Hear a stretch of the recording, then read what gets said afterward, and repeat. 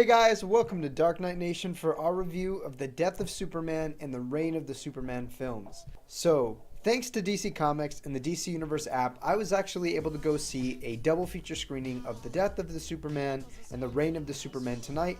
If you guys aren't aware, they are animated films attempting to adapt the death of the Superman and return of Superman via Reign of the Superman through an animated film, and they did it under the lens of like the new 52, at least aesthetically, and they did a little bit with continuity. So for this video, we're gonna go through the death of Superman first, obviously, because that came first, and unlike a bunch of you who may be watching, I actually didn't see the movie when it came out on DVD. So this was my first time experiencing the death of Superman, and I watched it alongside of the Reign of the Superman. Overall, I have to say I had a really good time watching them, and we'll get into that, but just to let you guys know how this is going to be breaking down structurally, we'll go into Death of Superman without spoilers. If you've read the comics, you already know pretty much all the spoilers, then Reign, so on and so forth. But if this is your first time catching up on Dark Knight Nation, we do a heck of a lot of comic book related content. We do story dissections, character studies, in-depth analysis about the very things you love about your comic books. We also like to touch on a lot of really cool geeky adaptations like films, television, so on and so forth. So if that's something that piques your interest, feel free to hit that big bad subscribe button below, and if you end up enjoying this video, hit that like button. Every little bit goes to supporting the channel. So with all that out of the way, let's talk a little bit about Death of Superman. So this movie was written by Peter Tomasi, and if for those of you who have watched me for any extended period of time, you know I am a huge fan of him. So for those of you watching, if you don't know who Peter Tomasi is, he is a comic writer for DC Comics and was a former editor for them as well. He's currently doing a freaking fantastic job on Detective Comics and has touched books like the Green Lantern Corps, Superman, Batman and Robin, so on and so forth. The list goes on. This guy has such a rich understanding of the history and who these characters are, so it's absolutely perfect that he were there to pen the death of Superman. And to be 100% honest with you, I think he did a much better job than the original comic book source material did. He made everything feel so cohesive. The dialogue felt real, and a lot of the time I feel like in these animated films they don't really think about dialogue, and that's something that I think even a lot of comic book fans overlook. The dialogue in this movie felt real. It felt like actual people talking, and through that they could convey their emotions, sadness, hope, happiness. Some of the relationships, you know, we really get to see through the vocal inflection of the voice actors as well, so kudos to them.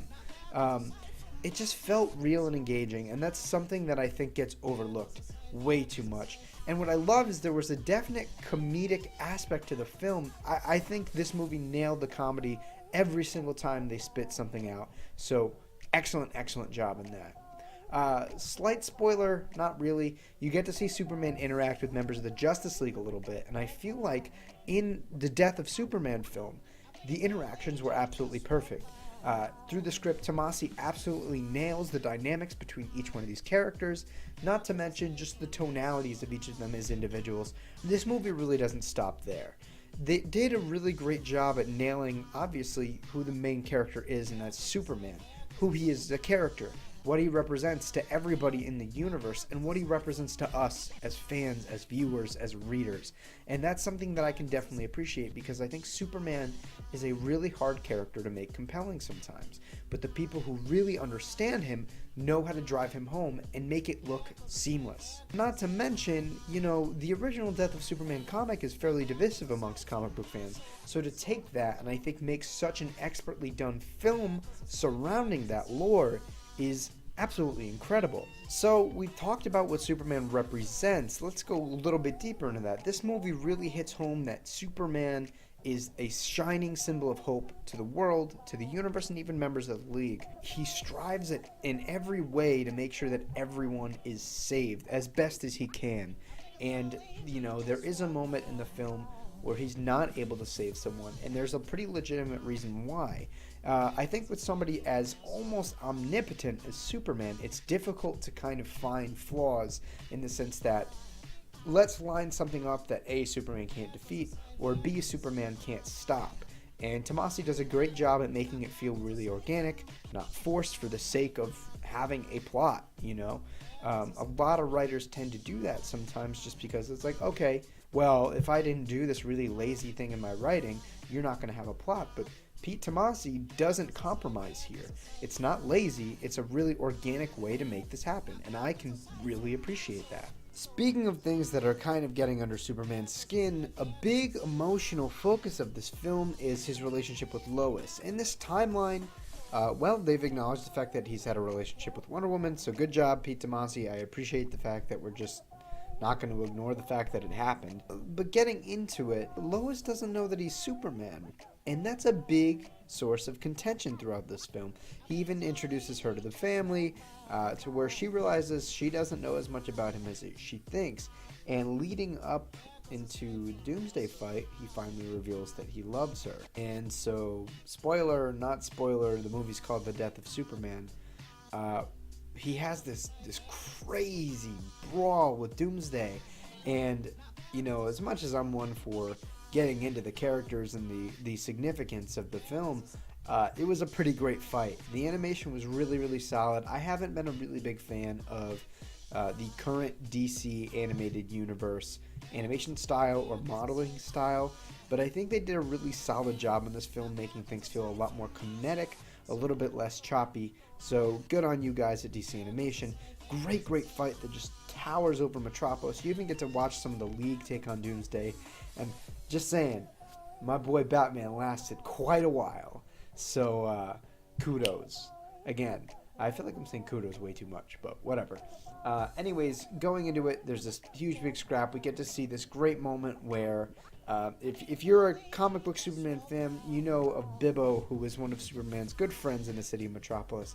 At his bar, there's this really great emotional moment as they're watching Superman fight Doomsday over the TV, and he's just saying, he's like, Superman's gonna win. He's gotta win. He's Superman. And they just did such a great job in that moment, and I can't really put much justice to it, but you can really see what Superman represents to these people, right? He saved pretty much everyone in the city and almost everyone in the world from near destruction on a number of occasions, and still, you know, there's just this overwhelming and resounding love and affection for the character and confidence in him, and that's what I think he should represent. Spoilers, obviously Superman dies. And Bibbo, again, has this really great scene where it's raining at the docks, and he's saying, you know, and he's praying to God, which I think is this really interesting metaphor because, you know, Superman is often seen as a godlike figure, but I think in Metropolis here, they see him as one of their own. Superman is a member of the community, which I love, and they find a great way to humanize him in that regard. Bibbo was kind of asking God, like, why do you let a salty dog such as myself, you know, someone who's been at sea before, and not him? Why do you take him? And again, I can't do this justice, but the scene just really hit home as to what this character meant to so many people, and not to mention, like, immediately upon his death, the Justice League's reaction. You know, there were only a couple shots, but for me, you know, again, not being biased as a Batman fan, but I think seeing how Batman reacts, being, you know, a little bit more cold, a little bit more reserved, and just watching, like, the despair on his face, and watching, you know, him just, like, there's a shot of him just losing his grip physically, and I just love what that means for his relationship with Clark. It speaks volumes. They did an excellent job conveying the emotions of the League and the city upon the death of Superman, and I really appreciate that. Another great way that they humanize Superman is in his relationship with Lois. It's really easy to bring torment onto Superman in a really inorganic way, but I love that one of the biggest sources of, again, contention for him is his relationship with Lois. He desperately wants to share it with her, and there's this scene in the Hall of Justice where, you know, Barry's talking about how he's getting married to Iris really soon, and Superman's like, wait, what? He's like, you're not afraid you're going to let her into your life? And it's this awesome moment for Superman to learn a lesson. I feel like we don't get to see that too often because he's supposed to be the big blue Boy Scout, but it really pays off here. And again, excellent job at just really juxtaposing the power of Superman with his humanity. And one of the things I love, and the things that I appreciate most in some of the best Superman stories of all time, is when they can really show the fact that even though Superman is an alien, he is by far the most human of us all. He really captures the ideals that we are supposed to cherish and value and follow through with in our everyday lives. So I love it, man. The Death of Superman was an excellent, excellent movie. If I had to give it a number out of 10, I would say probably a 9.2 out of 10. Most of my issues were probably visually. The writing was excellent, excellent, excellent, man. Peter Tomasi just wrote a fantastic story that capitalizes on the infamy or the fame, however you want to put it, of the Death of Superman comic book storyline, and brings it somewhere, I think, far more emotional. It feels far more realistic in terms of the interactions that these characters have, and he just understands the dynamics between all of them, and again, just captures the essence of who Superman is. I absolutely love that. Overall, I would definitely suggest that you guys go pick up The Death of Superman. They did an excellent job at just ripping the comic book storyline right out of the page, threw it on the screen, spiced it up a little bit, gave it a little bit more of a well-rounded cook, and served it right on a platter. Honestly, I think the animated movie was better than it had any business being. So definitely go check it out if you're a fan of Superman, if you're a fan of DC Comics or comic books in general. Honestly, really, really solid movie. I enjoyed it way more than I had expected to. They nailed the characterizations, the small character moments, the big, awesome battles, and the epic comic book scale of it all. And just they did a great job at conveying to us, the audience, what Superman represents, what does he mean, and the means by which to humanize him and make him feel more and more like us. And ultimately, if you do that with a Superman story, you're doing something right. So definitely go check it out. Reign of the Supermen takes place directly after the Death of Superman, and it follows up entirely on the plot line left off previously. Spoilers, not really. I've said that a lot too. Superman dies, and we pick up with 4 different non-authentic Supermen where he left off, trying to keep the flame lit on the Superman mantle. And so you have the Metropolis Kid, also known as Superboy, Cyborg Superman, who will later learn to be someone else entirely. If you're not a comic book fan and you don't know, I'm not going to spoil that for you, and if I do, I'll edit it out later. Steel, and the Eradicator. So they did a great job at bringing those 4 characters back together. I really don't feel like anybody was entirely missing out. So this movie was written by Tim Sheridan and Jim Krieg.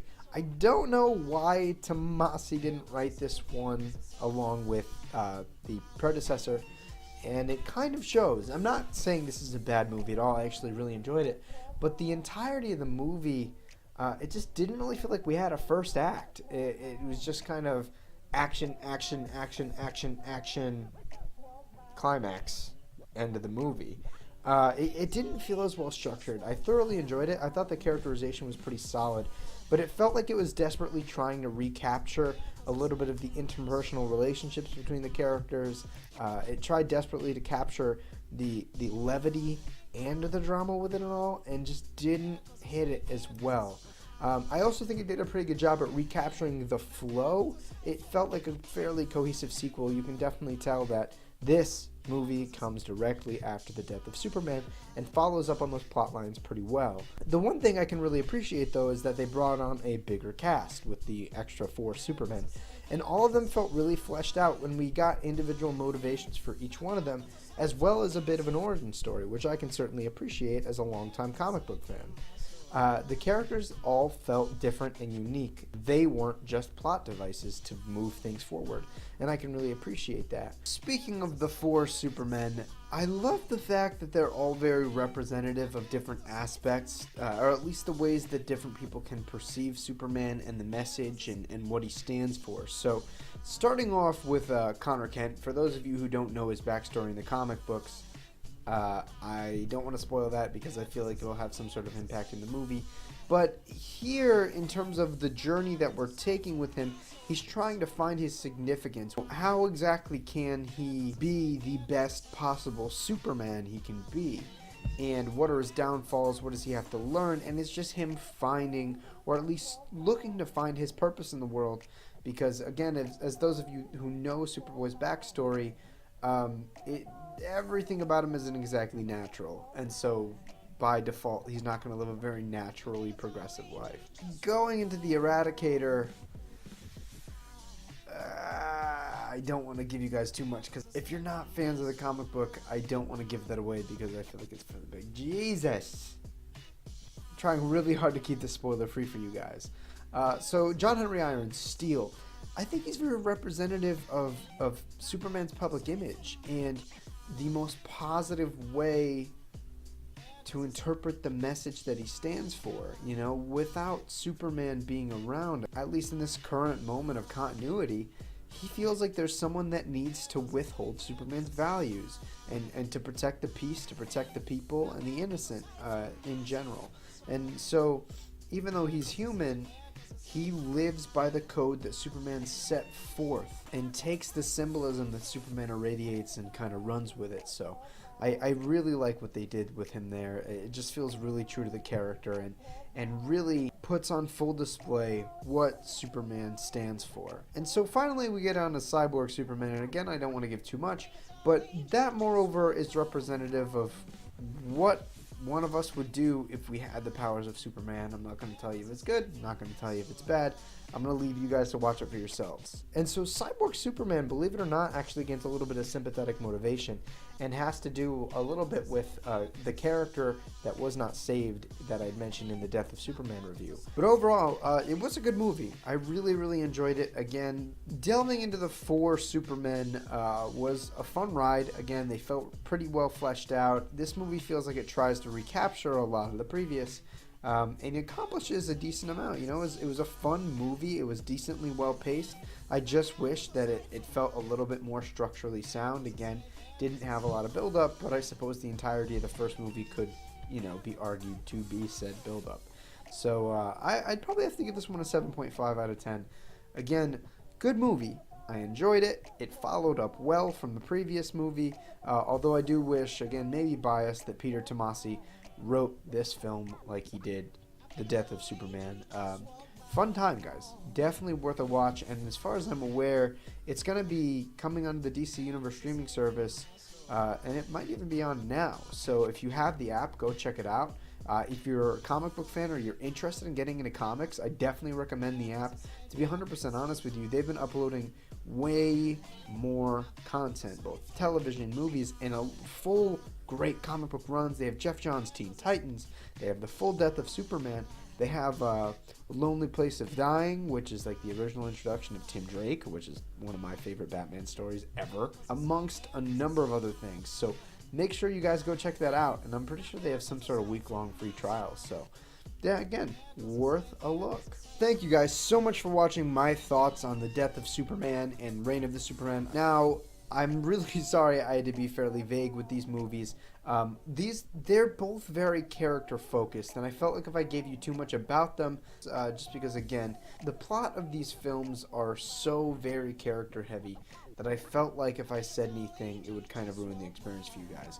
But with all that out of the way, thanks again. I really appreciate all the support, you guys. If you enjoyed this, make sure you hit that like button. Subscribe down below to the channel for some awesome geeky content.